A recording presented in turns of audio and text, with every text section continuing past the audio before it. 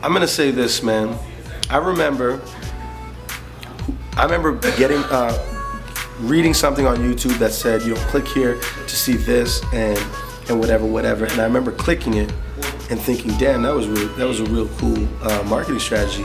Because when I clicked it, all of a sudden I heard one of the most incredible and heart-wrenching but powerful display of harmonica playing over a hip-hop beat that just like you couldn't help but just feel the passion, the soul, and the pain that was in that record. And I remember reading it and I was like, wow, who is this? And it was Bad News Brown.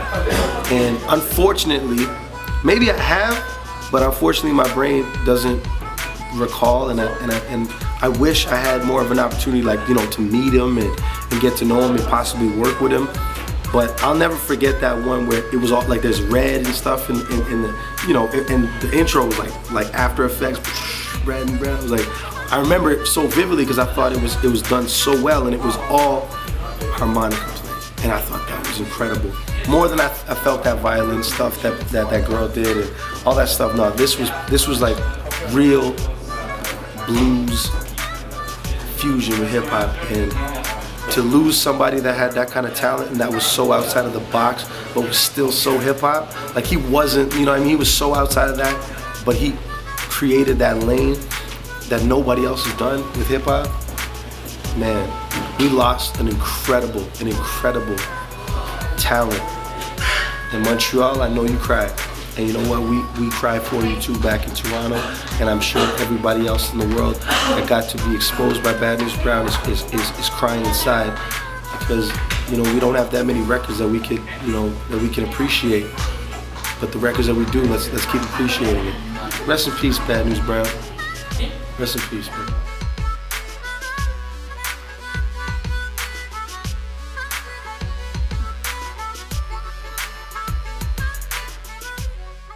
Hey yo, what's poppin'? It's the Gambling Man, Bishop Brigante, and right now you're tuned in to MONTREALITY.com.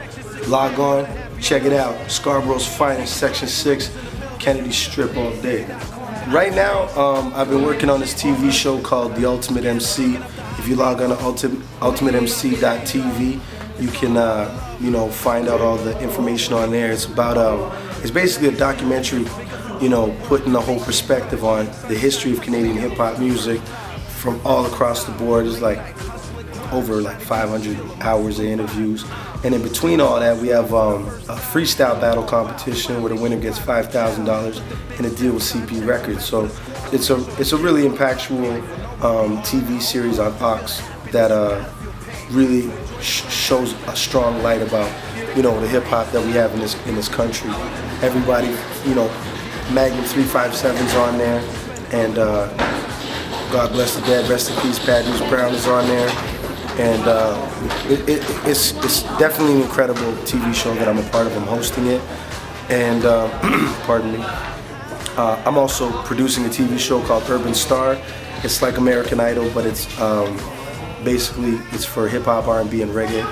And again, there's a deal with Universal on the table in that competition. Socrates, myself, Mishi Me, and a whole bunch of other special guests are going to be judging the show across the country. My album is called Scarborough State of Mind. I'm working on it right now. I don't want to give the people a release date because there's always bumpy roads that happen specifically with me with this album coming out. But if you want to get any of my other music, you can check me out, bishopbrigante.com, and you can, YouTube, Google me, all that good stuff. I'm always everywhere. You find me, you know what I mean? Yeah, other than that, I'm just, doing this stuff for the 100 Mad. Shout out to Onyx, Sticky Fingers, Fredro Star, aka Dro Pesci. You know what I'm saying? We out here, on tour right now. This is the last stop, Montreal. It's been crazy. And I rep 100 Mad fully, you know what I'm saying? I've been close homies with the men them for over 8 years or some shit. You know what I mean? We connect, we do business, do songs, we do everything. So, it's only right that I claim that 100 Mad, you know what I'm saying? So definitely be looking out for some music coming out with them on the 100 Mad compilations and other stuff like that. The key to my success so far has been, staying busy. It's in constantly putting out records, whether it's an album or not. It's just, constantly putting out mixtapes, putting out songs on the internet, staying in touch with my fans. Always, I connect with people. I'm always on the Twitter, I'm always on the Facebook, but before any of that matters, it's always being active in the studio. So I'm constantly making records. I got a catalog of records that I've done from 2006 that people haven't even heard yet. I got records with Snoop Dogg. I got 3 more records with Nate Dogg. Rest in peace again, Nate Dogg. I'm constantly working and constantly doing shows as much as I can to stay in tune with my fans and the people that love me. And the people that don't know me, I also, constantly find opportunities to expose myself to new people, and hopefully they gravitate towards my stuff. I mean, some of the jobs that I've had, I probably wouldn't promote to the young kids that, that be logging on and stuff like that, because, I came up in Scarborough. Sometimes I fell victim to my environment, and sometimes things got hard. So but as far as like real jobs, I mean, I was a hustler, so I didn't really have to always have those jobs. But one time I had to do some landscaping job because I was forced to. I had to do this job, whatever, because of situations or whatever. But other than that, I mean, I didn't really hold jobs down because it's very time consuming, right? And if you work hard enough, you can generate money with this music stuff and with the hustling stuff. But the only job I can remember that I officially had was because I had, I got in a little bit of trouble, and then, you have to, do your terms or whatever. This is really not what I should be promoting to kids, but I should have just said Kentucky Fried Chicken or something, and then y'all maybe be like, oh, cool, I worked there.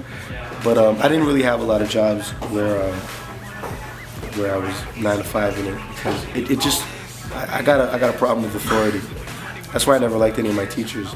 But I still got my work done when I had to. Kids, get your work done. It's such a short amount of time to do school, and the benefits of it afterwards are much greater than not. Life is so much harder when you don't finish that school stuff. So, the short amount of time that it takes to finish school, it's a lot shorter than the struggle if you don't finish school. So the struggle of trying to get your life on track and getting things in order are much more longer than the struggle it is to study, get your work done, graduate, and get some type of degree or something. You know what I'm saying? Don't follow the footsteps of people just because some kids made it out with rap. Follow your goals and just do what you gotta do properly, quickly, and then I know I just kind of went left field. I was supposed to be on some hip hop shit, but I care about the kids first before I care about anything else. When I stop rapping, I want people to make sure they understand that I've always loved the children, and I always want to protect the children, whether it be physically protect them or to protect them emotionally, spiritually, and with growth. To everybody that you listen to in music, period, you look up to us, and we appreciate it, but it's our duty to also let you know that there's some real life stuff that you can get accomplished if you just stick to your goals and get it done, man. It's not that hard. And then get jobs. Don't be like me sometimes, not being able to answer the question of why, what jobs I've had. I don't want to give one example of who I really think is making great music right now. I'm gonna start in this city, Magnum 357, the aforementioned. He's lyrically great. He structures songs well, and he's doing great. For my city, I'd say Richie Sosa, Rich Kid, Scorsese. There's a lot of great artists right now that are up and coming that make great music. And then if I took it to the West Coast, I would say, Snack the Ripper. I still love Checkmate and Concise.